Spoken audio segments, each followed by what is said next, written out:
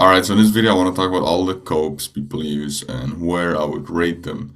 Now, before I continue, these are only the copes that I have tried personally, so you're not going to see a lot of drugs in this other than weed. And just to explain it very briefly, if something is S tier, it means it's a pretty healthy cope and you should probably keep doing it. If it's D tier, then yeah, probably stop doing it. So I'm gonna start this video very spicy with gaming because I have a very bad relationship with it. I have had a very addictive past when it comes to gaming, particularly with multiplayer games. I happen to be very talented at these type of games, which in very basic human psychology, if you're good at something, you also want to keep doing it, right?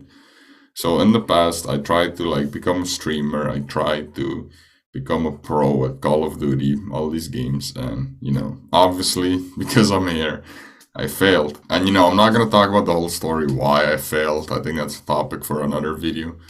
But if I had to put games in some category, it would probably be D there. And that's because multiplayer games are just so fucking addictive. They consume so much of your time, you're constantly doing the battle pass challenges and leveling up, and all the games have that type of progress built into them, so that way you feel like you're progressing, but really it's just in a video game. In real life, nothing is going on. You're still the same dude, you're still the same skinny fat gamer. Nothing is progressing, but you're tricking your brain into thinking you're progressing when really nothing is going on. Now, if I had to judge single player games, really I'm not too harsh on them. I know a lot of boomers say, oh, all gaming is bad. I disagree. I think single player games is literally the same as you watching a show, as you watching a movie, as you reading a book.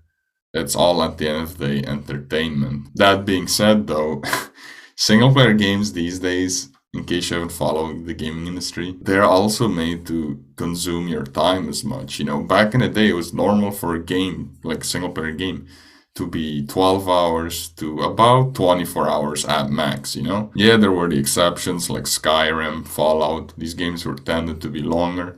But the average game like BioShock, Last of Us, Uncharted, these type of games were pretty short, so they didn't consume a lot of your time. You just played the game, beat it, then you moved on with your life. What's interesting is that these days, even single player games have this formula, what I would call the Ubisoft formula, where they just throw you in a giant open world and basically milk you as much as possible. They want you to explore every corner, every nook and cranny that's filled with some generic ass fucking collectible that doesn't matter because those games are so easy anyway. You don't need any of the upgrades. You can just play the game on default. Literally the only open world game where I felt like I had to explore was Elden Ring. Every other game that I've played with that type of formula, throw you in a big world and, oh, here, go explore this corner. It's just such a weird mindset in my opinion. You don't need to explore it. And if I don't need to, then why would I, So yeah, I do think gaming is C tier at max, but like I would put it in C tier, but really if we're talking about modern games, bro, it's D tier, like easily. I think games they're trash. Like multiplayer games suck your time, and then single player games, which used to be the one and done thing, also are now in that category where they just want to drain all your fucking time. Alright, so next is corn, and no, I'm not talking about the type of corn you eat.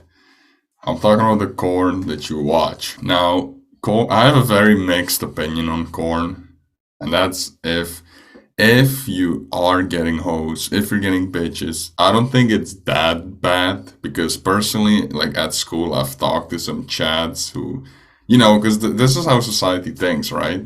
They think that the people who consume corn are like lonely virgins who sit in the corner of the room. And of course, they do that.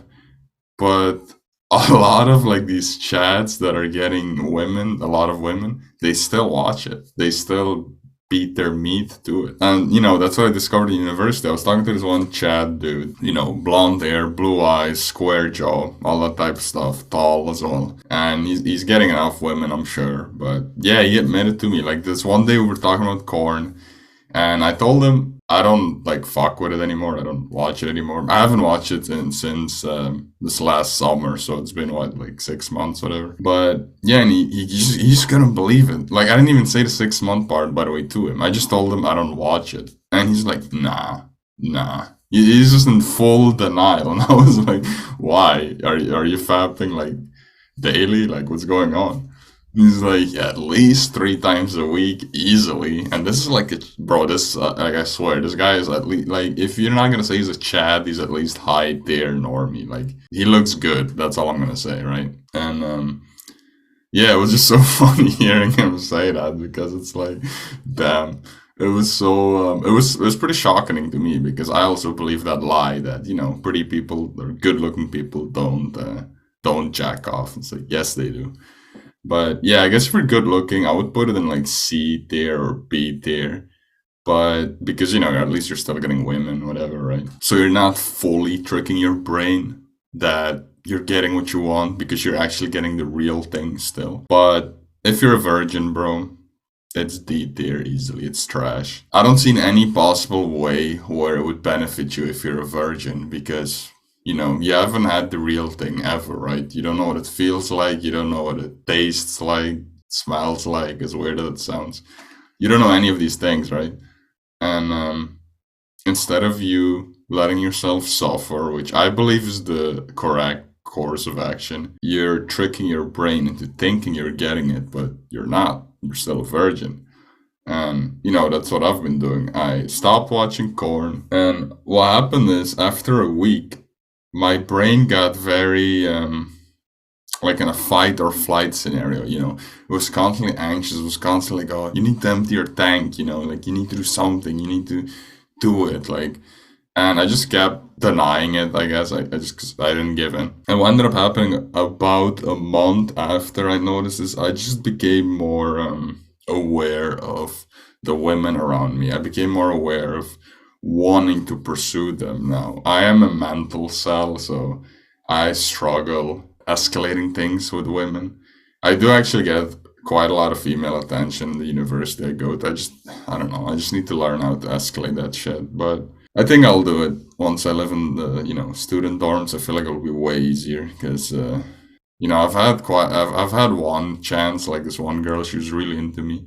I told her like I still live with my parents, bro. The minute I said that, she dried up because she probably thought, I live in some student dorm, whatever. But yeah, I think corn is. I'm putting in D tier, bro. It's trash. Like you shouldn't do it, especially if you're a virgin. You're just tricking your brain. You're thinking you're getting the thing, which you're not getting, and on top of that, it's also making you docile. It's making you not actually chase the real thing, which, it's hard. It's harder than it's ever been these days when you look at the statistics, right? Like, I don't like being that guy saying that these times are harder than ever before because, back in the day we had to deal with fucking wars and everything. But when you look at the dating market, it is the hardest it's ever been, and that's just an objective fact. You just have to look at the statistics. It's never been harder than these days to date. And yeah, I guess that's why corn is so appealing to so many men. But that's also why more than ever you need to not watch it, not consume it. All right. So with weed, I'll be very short because I'll be honest, I've done weed like less than 10 times, right? I did weed when I was back in high school. And there was this coworker of mine. He was like a classic Dutch, pothead. And yeah, once, during a break, he was like, yo, you should try this, man. You should try this weed. And, I just tried it. And in my opinion, it is worse than smoking, right? Because, there's all these copers who are saying, oh, but weed is actually healthy. Like all this fucking giant cope is like, it's not, number one, it's not healthy, right?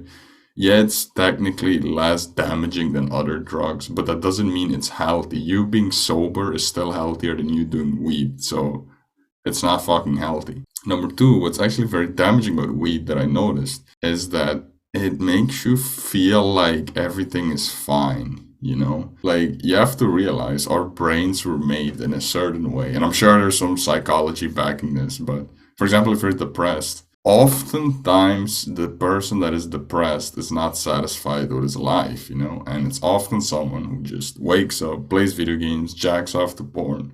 and they're not living a fulfilling life. And the fact that they're getting depressed is, I would say, it's a chemical reaction of your brain telling you like, yo, you need to get your shit together. Like, what the fuck are you doing?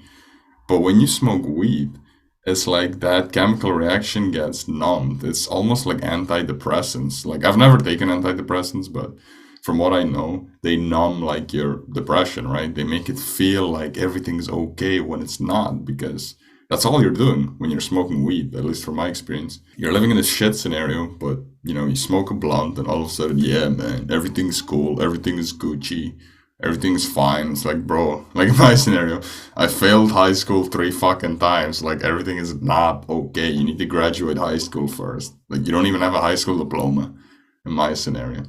And yeah, that's all that weed does to you. So I'm gonna put that in D tier as well. It's trash. All right, next up, this is very niche, but it is something that I've been doing for the past year, which is writing. And to be more specific, I'm writing fiction stories, right? So fantasy, sci-fi, think of like those type of stories. I'm not writing a self-improvement book. I'm not writing a book that's gonna tell you, oh yeah, escape the rat 9 to 5. Like, I'm not writing any of that bullshit. I'm writing, think of like Game of Thrones, Lord of the Rings, Harry Potter, those type of books. And honestly, this, like, I'm gonna be very biased here, but then again, every tier list video is biased. I'm just gonna throw this in S tier, bro, like instantly, and I'm gonna explain to you why. Number one, it's a long-term cope, right? So unlike video games, let's say a video game that I enjoyed a lot was Mass Effect. After I beat Mass Effect, that was it. Like that, the cope is gone, right? Like, now you have to deal with the real world again. And it kind of sucks because that's also what a lot of gamers do, right? So your cope is gone, so Mass Effect in my case, and then you're looking for something that can replace Mass Effect, which in reality, bro, it's been, I don't know, like 10 years. It's been a decade. It's been over a decade since Mass Effect came out. I've never found a single player game that could replace it. I've played a few good ones, Cyberpunk, Red Dead Redemption, but nothing really hooked me like Mass Effect. But yeah, writing is a very long-term cope, which makes it good. It also makes you reflect on your emotions, which I don't think is talked about enough. Like in the self-improvement area, they talk about, oh, you should journal and everything. If you write, you're also pretty much journaling, because I don't know if you notice, but every book you're reading is essentially a reflection of the author, of how they think. Obviously, they're gonna have to be creative, right? That's where a lot of shows these days fail, because they put their political message too direct into their story. But I think what a lot of people don't know is even your most favorite stories have a political message. It's just that the author hid it really well, behind the characters, behind the world. That's why stories in Lord of the Rings, for example, because Lord of the Rings has a very big political message. It's very pro-war, pro-religion, and the author was very Christian, so it's very much pro that. But he hid that message like very well in his story, so it doesn't feel like it's political. But yeah, that's just every story you read is like, it's like journaling, bro. It's like advanced journaling. It's like, thinking about it, writing is like the biggest cope. It's like you're creating this giant universe just to share your political opinion. That's pretty much what writing is, I guess. Thinking about it that way, it's pretty funny actually. Like, that is what writing is, bro. It's just you writing your fucking political opinion, and you're just hiding it behind all this world, all these elves, all these dwarves. That's like the, what you call it? Those are like the dolls that the authors are waving in front of your eyes, to distract you from the real message behind it. But yeah, it's a long-term cope, which makes it good. It helps you reflect on your emotions really well, which also helps you, you'll have an easier time like opening up and all that stuff, sharing your emotions with people, because you've already done it so many times writing. And lastly, the reason I'm putting it in S tier is it has a potential to make money. And anything that has a potential to make money, I'll put it very high. All right, next is YouTube, and this is specifically making content on YouTube, which is also a current cope of mine. And again, I'll just put this straight in S tier. I'm not gonna repeat too much from what I said about writing, because you can also apply that to making content on YouTube. One thing I will add though to it, if you're struggling to talk to people, like opening up about yourself, not being articulate, mumbling, you should make a YouTube channel, like right now. You should just make it. And don't fall for the trap that I did, because the first videos I made, which I've deleted them, but I went to YouTube with this mindset of, oh, I want to make money, you know? So I made these generic top 5 videos and all that shit, which, you know, obviously they all flopped. Because why would you watch my top 5 when there's way more famous people doing that? You should go into YouTube with the mindset of, you know, just see it as self-therapy, I guess. And also see it as a self-improvement habit, because it is, you know, and you're taking action too. Like, unlike a lot of these self-improvement tactics where you're just keeping it to yourself. One thing I love about YouTube is how, like I said, how articulate I've become. Like, if you watch my earlier videos, bro, I sounded so monotone. Like, I just had a hard time putting emotion in my voice, and YouTube really helped me with that. So, and like I said, there's all the benefits that I also said about writing, you know, potential of income, it's a long-term cope, all that stuff. So easily S there. All right, next is doom scrolling, and I should have made an F tier, but fuck it, let's put it in D tier as well. I'll just keep this one again very brief. I don't think I need to tell you why doom scrolling is bad, hopefully. But outside of all the factors that all the other things have, where, you know, it makes you feel useless after you've done it, it fucks your attention span, number one. Number two, it fucks your mental health completely, because we were not made to compare ourselves to millions of people, you know. Your brain was only made to compare yourself to, let's say, your local village. Maybe even in your city, right? Let's say you compare, I know we weren't made to live in cities, but, you know, it is what it is. That's what we got to deal with these days. Maybe even just comparing yourself to the people in the city you live in. I think that's at its max, that's fine. But comparing yourself to like Instagram people, bro, and YouTubers who are like literal millionaires, right? It's just so bad for your brain, because think about it, we've never had that, you know. The gap between millionaires and average people has always been huge, right? The millionaires, they live in their fucking gated communities and all that stuff. So you're not gonna walk around like Walmart meeting a millionaire, you know. And YouTube has kind of destroyed that gap, where now you can just see the millionaires daily. All right, so next is the gym. And I'm not gonna put the gym in S tier, and I'm just gonna explain to you why. I do think the gym has a fuck ton of benefits, right? Looking good has never been as important as today with the, you know, invention of social media. People have become so fucking shallow. And, you know, people always have this cope, right? They say, oh, but it's just the internet, and Twitter isn't real, and Tinder isn't real. The thing is, it's not like there's a button in your brain, you know, where, oh yeah, now I'm on Instagram and now these people I'm seeing are fake. No, you're tricking your brain. Your brain doesn't see the difference. Your brain thinks, oh, these are all real people. These are all, you know, hot, real people that I'm seeing. And so when they go out in public and they see someone mid or ugly, then it just turns them off instantly, you know. And this is also a big reason why, like, men are struggling with dating these days. Like, average men are struggling, you know. It always, you know, ugly people have always struggled with dating. If you look that up in the stats, like throughout history, there's always been ugly people, and they've always struggled. That's like the harsh black pill, you know. Like, regardless of Instagram, bro, you would have struggled. But average people, so normies, have honestly never struggled, because they've always ended up, you know, that boomer advice, oh, you'll find the one eventually, she'll come. That was actually true for most of history for normies, but this is the first time ever where that's just not true, because all the girls are just flocking to the chats. And yeah, man, it is what it is. So looks are more important than ever, which means that the gym is more important than ever, because you need to look good. If you're not looking good, bro, it's over. And I've experienced it as well, personally. I am not a good looking guy. In fact, I would say I'm ugly. But I am building the body slowly. And one thing I've noticed is I've gotten so much more female attention. Like, I've gotten more female attention this year than my whole life combined, and that's so fucking sad. Like, I've never gotten any female attention in my whole life. So now that I'm actually getting it, or I guess last year you could say, right? Because it's 2024. But now that I'm finally getting it, I'm just confused. Now I'm like a mental cell. I just need to learn how to escalate these things because, yeah, I'm just not used to it. I've never had any female attention. Now I'm finally getting it, and I need to know how to deal with it. And so that issue that I told you is why I'm putting it in A tier because the gym isn't going to solve everything. You still need to learn how to talk to people. This is like what black pillars don't talk about.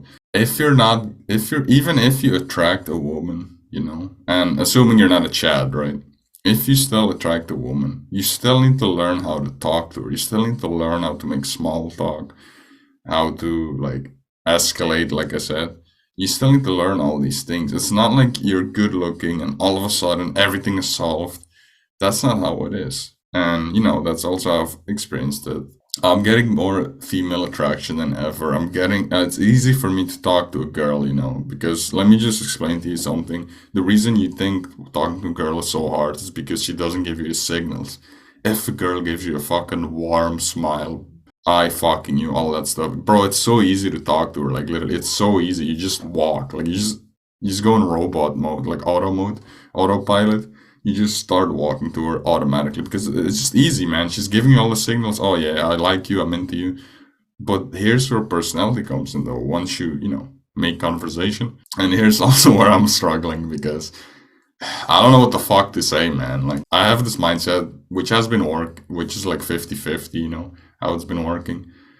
Where I'm thinking, oh yeah, it doesn't really matter what you say, just say something like to make conversation, right? Which is true, because if a girl is really into you, she will help you, if that makes sense, talking to her.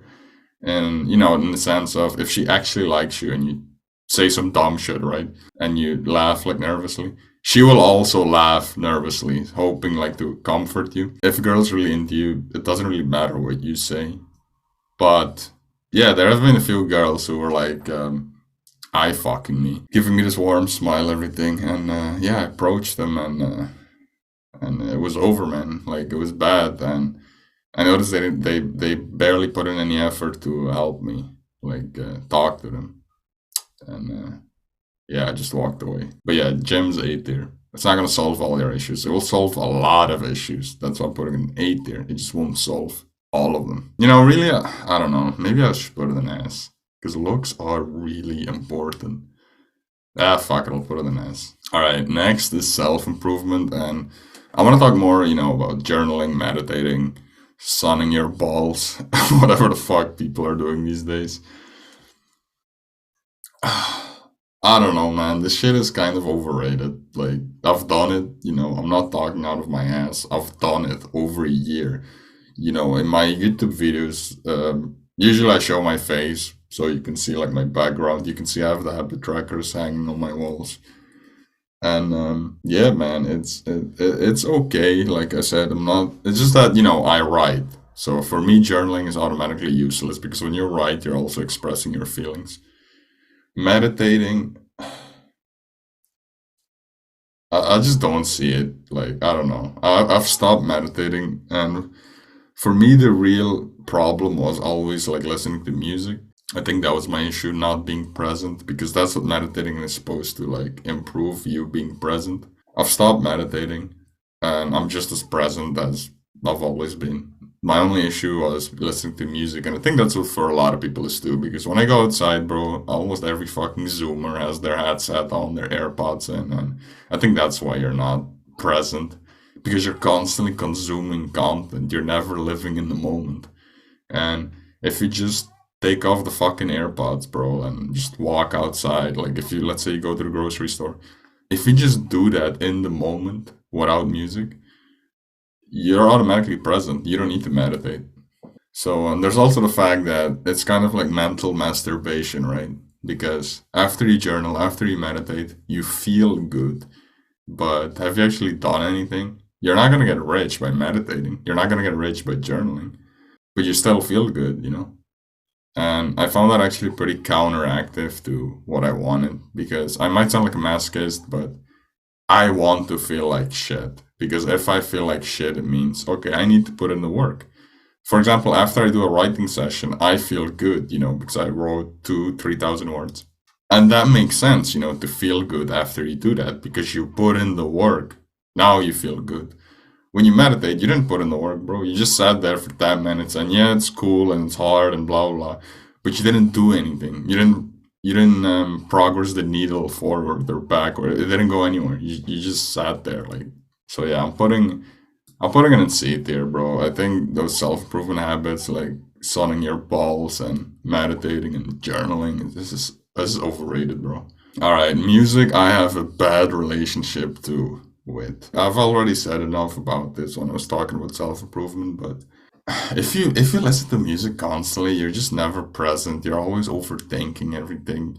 And not only that, but music also really overtakes your emotions. Now, in a certain scenario, this isn't bad, which is the gym.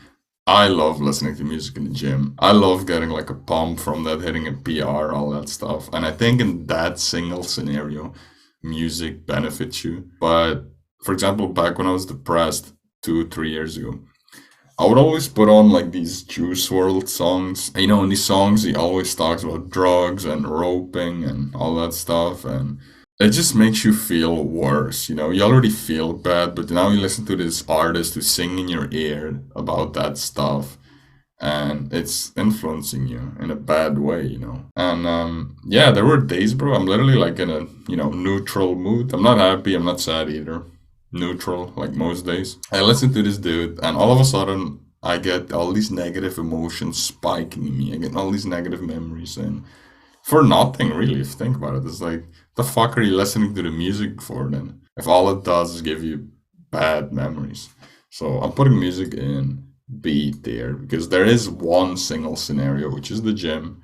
I think it's good, but other than that, yeah, I just don't listen to music anymore. Watching podcasts. Okay, I haven't done this for too much. I was into this for, I would say, a week at max. Like, I didn't do this much, but this it has to be, bro. This has to be like one of the biggest copes out there. Like, this is like you're lonely, you can't deal with it, so now you want to listen to some background noise. This gives me the same energy as people who watch those people when they eat food and they put on videos of other people eating food.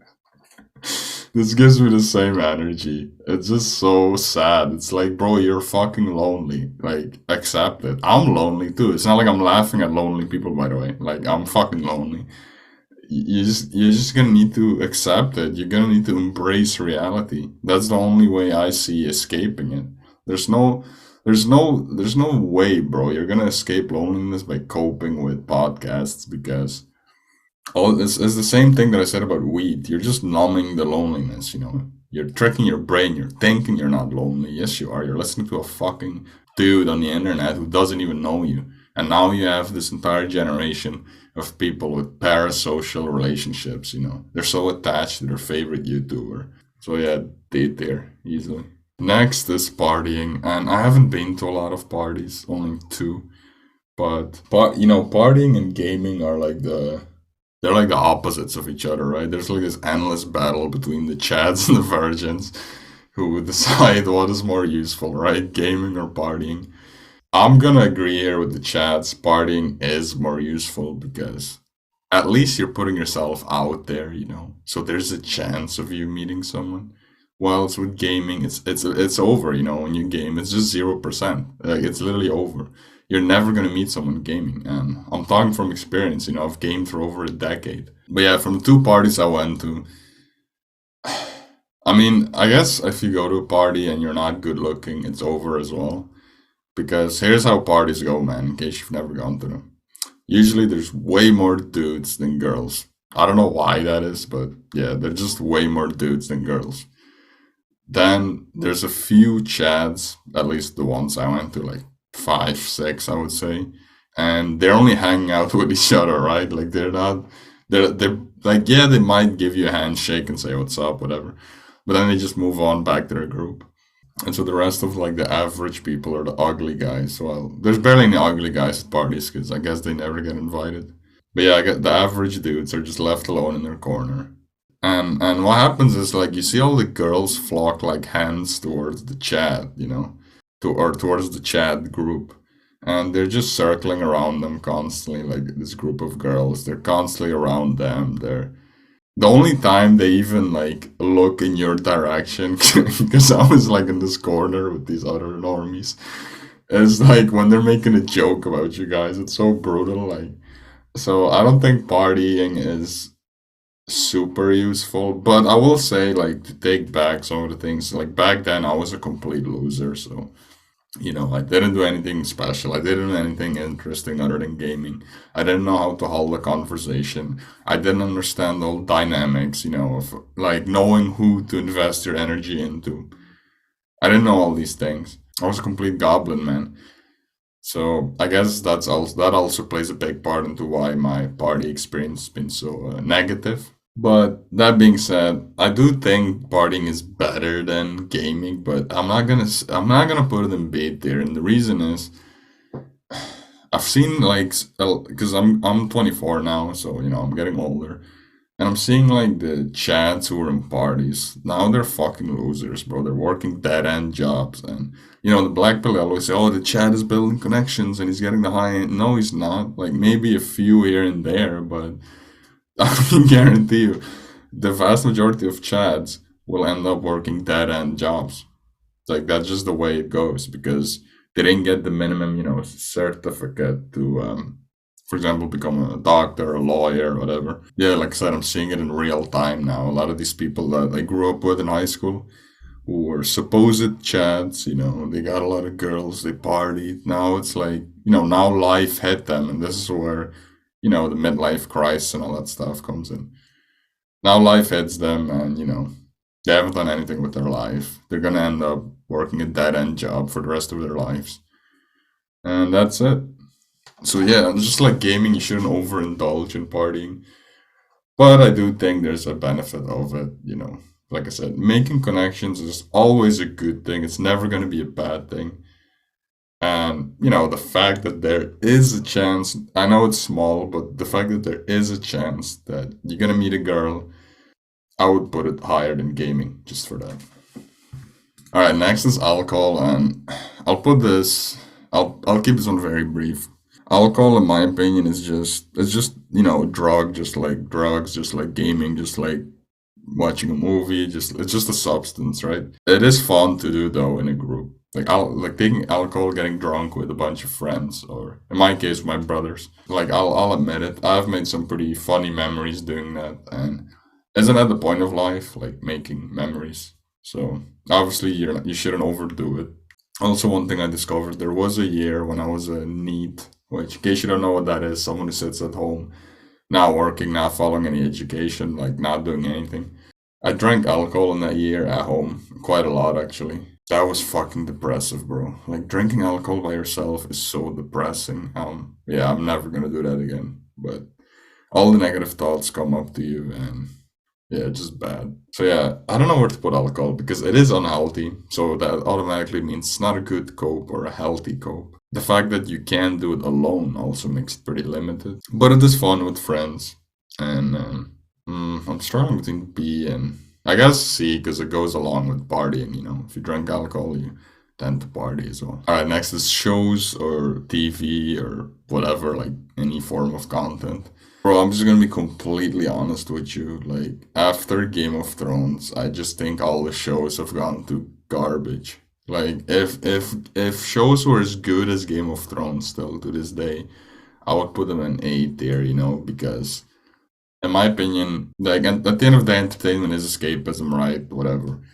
But if it's good escapism, bro, I don't really care. I just indulge in it, whatever. Like, if it's Lord of the Rings, if it's Game of Thrones, if it's Terminator, the first two at least. If it's those type of like high tier content that was a lot of effort put into, a lot of thought put into, then I'll gladly indulge in it. Dark Souls, I know that's a video game, but just another example, Elden Ring. It's like ever since Game of Thrones to me shows just died.